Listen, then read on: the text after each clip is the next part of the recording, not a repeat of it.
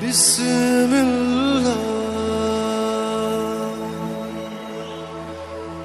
الرحمن الرحیم۔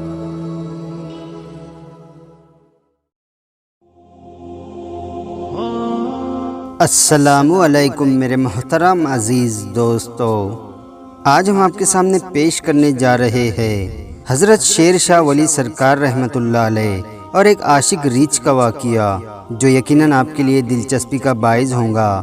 لیکن قبل اس سے ہم حضرت شیر شاہ ولی سرکار کے بارے میں چند معلومات بتانا چاہتے ہیں۔ آپ سرکار کا مزار فیروز پور بھارت میں ہے۔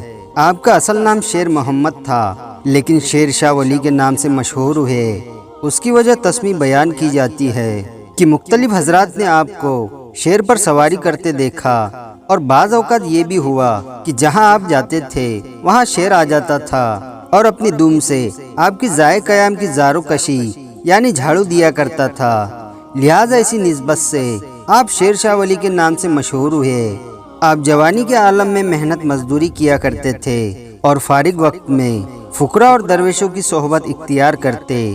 آخر ایک روز فقیر کامل سے ملاقات ہوئی۔ آپ اس سے بہت متاثر ہوئے اور اس کی خدمت کرنا شروع کر دی۔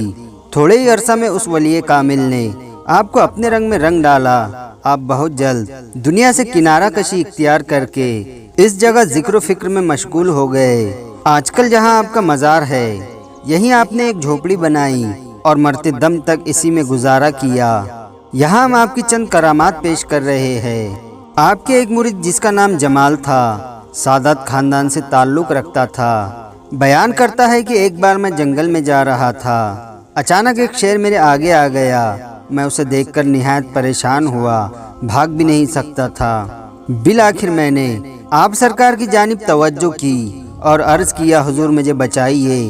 بس میرا یہ کہنا تھا کہ میں نے دیکھا آپ ایک طرف سے ہاتھ میں ڈنڈا لیے ہوئے نمودار ہوئے، اور آپ نے آتے ہی نہایت زور سے ڈنڈا اس شیر کے منہ پر مارا اور فرمایا، کیا تو نہیں جانتا کہ یہ ایک شیر کا مرید ہے؟ جب اس معاملے سے فرماتے ہیں، میں باہر آیا تو میں نے دیکھا کہ نہ تو وہاں پر کوئی شیر ہے اور نہ ہی وہاں پر آپ سرکار ہے۔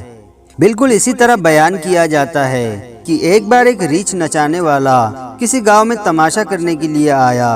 بچے، بوڑھے، نوجوان، عورت، مرد اس کا تماشا دیکھنے کے لیے اکٹھا ہو گئے۔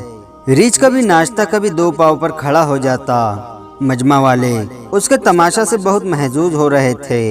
اسی مجمع میں ایک ہندو عورت پاروتی دیوی بھی تھی، جو کہ اپنے حسن میں بے مثال تھی۔ ہر طرف اس کی خوبصورتی کے چرچے تھے۔